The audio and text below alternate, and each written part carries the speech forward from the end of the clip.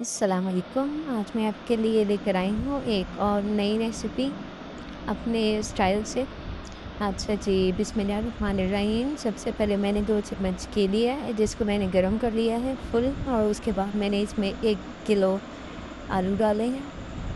इनको मैंने इसमें फ्राई करने के लिए रखा है, जबकि इसको मैं तल लूँगी, फ्राई कर लूँगी इसमें अच्छे तरीके से, ताकि ये 80% तक गल जाए और अच्छे तरीके से इसको फ्राई कर लेंगे। 5-1 मिनट लग जाएंगे आपके इसको फ्राई करने में। जैसे चिप्स बनती है उस तरीके से आपने इसको फ्राई करना है अच्छे तरीके से। मेरी वीडियो अगर पसंद आए तो उसको लाइक ज़रूर कर दिया करें, शेयर कर दिया करें। अच्छा जी, अब यहाँ पर ये हो चुके हैं फ्राई। 80% मैंने इनको गला लिया है, गल चुके हैं ये। अब इनको मैं निकाल लूँगी अच्छे तरीके से जब ये गल जाएंगे। अच्छा है, इसको मैंने निकालने के बाद इनको मैं ढक के रख दूँगी। ये क्योंकि गर्म है आलू, तो ये अपनी भाप में भी पकते रहेंगे। इस तरीके से निकाल लेंगे इसको साफ़ करके। मेरी ये वीडियो अगर पसंद आए तो उसको लाज़मी शेयर किया करें, क्योंकि ये आगे आप शेयर करेंगे तो चैनल सब्सक्राइब होगा, और चैनल सब्सक्राइब होगा तो इसमें वीडियो जो है वो आगे शेयर होती जाएगी। अच्छा जी, यहाँ पर अब मैंने उसी घी को दोबारा ऊपर गर्म किया है, उसमें 1 अदद प्याज डाला है छोटा बिल्कुल, और उसके अलावा 2 अदद टमाटर थे, ये सब्ज़ मिर्ची और लहसुन अदरक साबुत था, उसको मैंने इसमें डाल लिया। इसी घी में इसको मैं थोड़ा सा फ्राई करूँगी जब तक कि ये टमाटर और प्याज ये सब चीज़ें अच्छे तरीके से गल ना जाए। अच्छे तरीके से इनको हमने फ्राई करना है। और फ्राई करने के बाद यहाँ पर अब देखें मसाला मेरा फ्राई हो चुका है। इसमें मैंने और कुछ भी नहीं डाला, बस यही चीज़ें थी। अब इसको मैं ब्लेंडर जग में डालकर इनको ब्लेंड कर लूँगी। ये मसाला डाला है मैंने इसमें।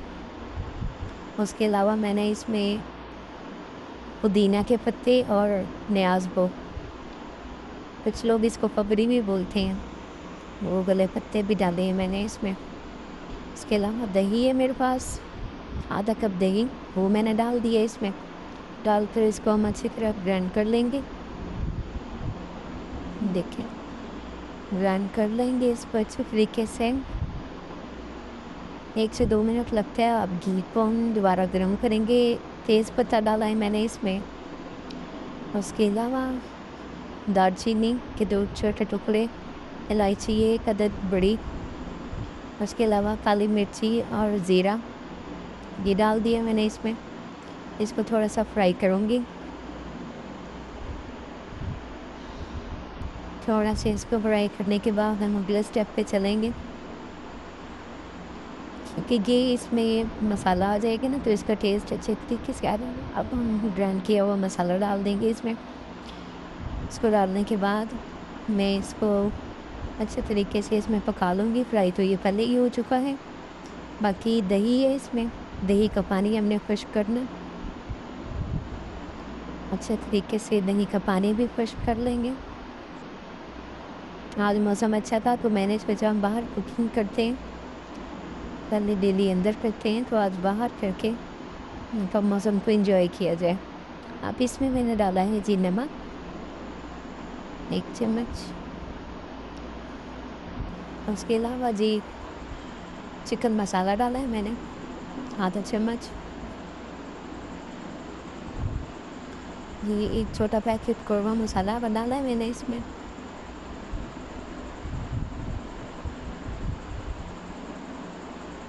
ये समझे 1.5 चम्मच कौरमा मसाला का। इसको अच्छी तरीके से भून लेंगे थोड़ा सा हम। जब ये भुन जाएगा तो उसके बाद हम अपना अगला कदम बढ़ाएंगे।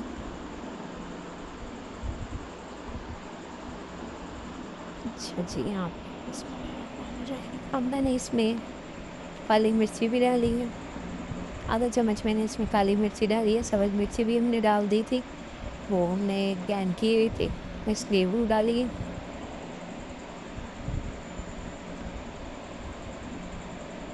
थोड़ा सा पानी डालें क्योंकि मसाला हमारा नीचे लग रहा है। अच्छे तरीके से इसको मिक्स करके उसके बाद में इसमें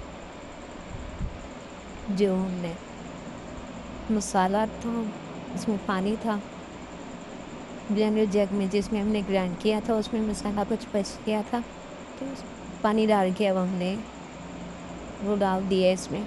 पानी को उबाल आ गया है, फिर इसके अंदर हम ये आलू डाल देंगे। 10% तो ये इसमें पक चुके हैं अपनी भाप में, और 10% बाकी रह गए हैं जो हम अब पका लेंगे अच्छे तरीके से इनको। हाँ, थोड़ी देर के लिए हम इनको मिक्स करके उसके बाद हम इसको रख देंगे ताकि इसका पानी जो है वो ज़रा खुश्क हो जाए। देखिए, अब मैं इसमें डाल रही हूँ सूखा धनिया, जो कि मैंने थोड़ा सा डाला, अजवाइन। ये चीज़ें बाद में डालेंगे ना तो इसकी खुशबू ज़्यादा देर तक रहेगी, टेस्ट में भी इजाफ़ा होगा। मुझे जो कि बहुत ज़्यादा पसंद है इसीलिए मैं डालती हूँ, अगर किसी को नहीं पसंद तो ना भी डाले, कोई मसला नहीं। लेकिन मुझे बहुत ज़्यादा ये मसाले पसंद है इसीलिए मैं ऐसे डालती हूँ। अच्छा जी, यहाँ पे पानी इसका खुश्क हो चुका है, अच्छे तरीके से पानी खुश्क हो गया है और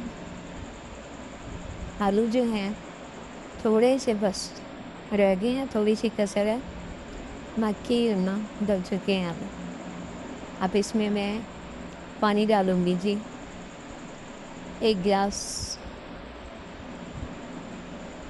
गिलास पानी और डालूँगी क्योंकि थोड़ी बहुत कसर रह गई है। यहाँ देखिए जी, माशाल्लाह